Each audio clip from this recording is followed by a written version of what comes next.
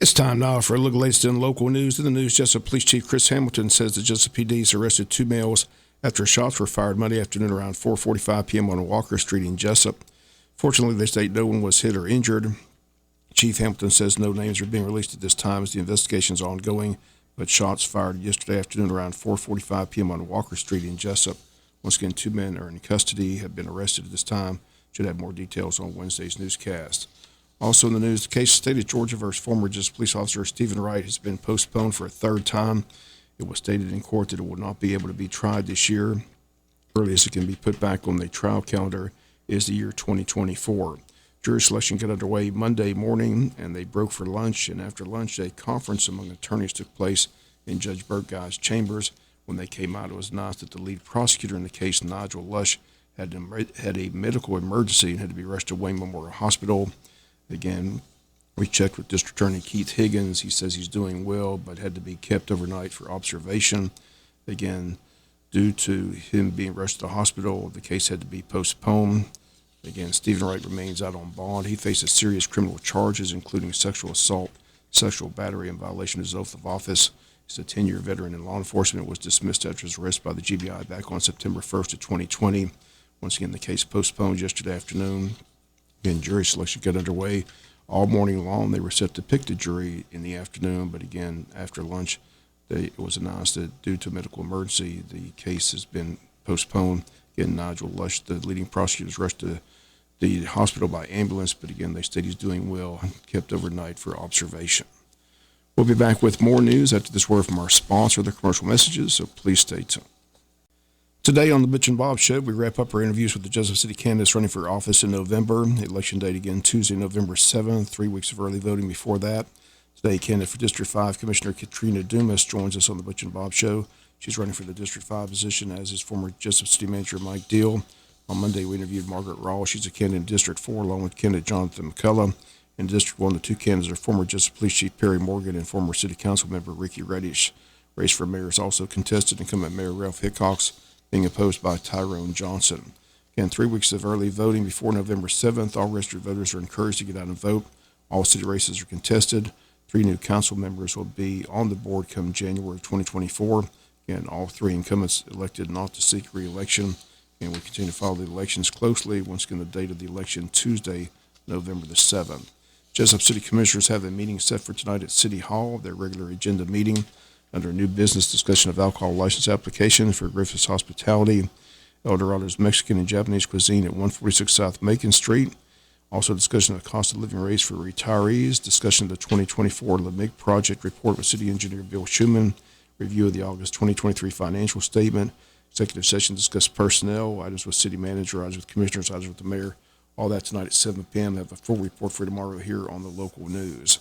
Today, the City of Jesup's having that public meeting to discuss a wastewater improvement project funded by the Georgia Clean Water State Revolving Fund.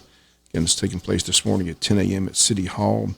Public invited to attend. Again, their participation is encouraged.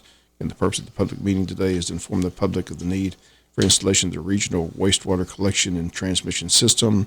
Again, the approximate cost is $9,065,698. Also to comply with Georgia's water quality control rules and to encourage public involvement in the development of a plan to improve the wastewater collection and transmission system. Once again, that public meeting is taking place today at 10 a.m. at City Hall in Jesup. Again, 162 East Cherry Street at City Hall. We'll be back with some final news notes after this word from our sponsor, the commercial messages, so please stay tuned. Final notes and news. Wayne County Chamber of Commerce get their annual State of Wayne County Forum. The date, September 27th at Coastal Pines Technical College, time 10 a.m. Speakers will include County Administrator Paul Andrade, the 3 mayors, Jesup Mayor Ralph Hickox, Oda Mayor Greg Rozier, and Scriven Mayor Jason Weaver.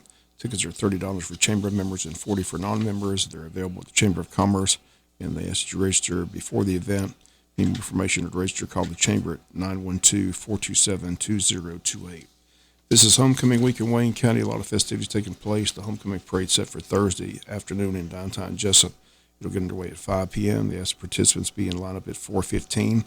Everyone's invited. Friday night, their homecoming queen and her court will be crowned during the halftime festivities at JC Stadium. Here's a list of the contestants and their escorts. The contestants in alphabetical order: Maddie Joy Blizzard, escorted by Grayson Spell. Veda Bowen, escorted by Rhett Ammons. Macy Carey, escorted by Garrison Grantham.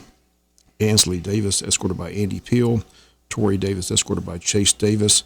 Reese Dean, escorted by Carson Shaver. Ava Edenfield, escorted by Elliott Wilson. Natalie Hendricks, escorted by Palmer Lamb. Morgan Humphrey, escorted by Corey Best. Charlie May, escorted by Court May. Ayla Robertson, escorted by Richard Pittman. Riley Rush, escorted by Nick Beasley. Gracie Townsend, escorted by Tyler Walling. P.D. Tyre, escorted by Josh Campbell. Josh in the Westbury, escorted by Nate Anderson. And Zuria Wingard, escorted by Eldred McGill. And the Queen and her court to be escorted or be crowned Friday night at JC Stadium. Also, again, the school system has a new policy when it comes to what can be admitted into a sporting event. Again, the Wayne County Schools athletic events security information. All persons and packages are subject to search upon entry. Failure to consent or submit to inspection will result in denial of entry. And they've got a clear bag requirement. Guests may carry bags, backpacks that are clear plastic, vinyl, or PVC. And also the exceptions are prohibited bags included but not limited to purses larger than a clutch bag, briefcases, backpacks, fanny packs, luggage of any kind, computer bags, binocular cases, and camera bags. And all this on the Wayne County High School website. And they ask that you please abide by the new policy. Again, they state out of an abundance of caution due to recent events at athletic events, Wayne County Schools is implementing the following security procedures for all athletic contests. That's going to do it for latest in local news. Sports comes your way in a few minutes. Bob Morgan, have a great day.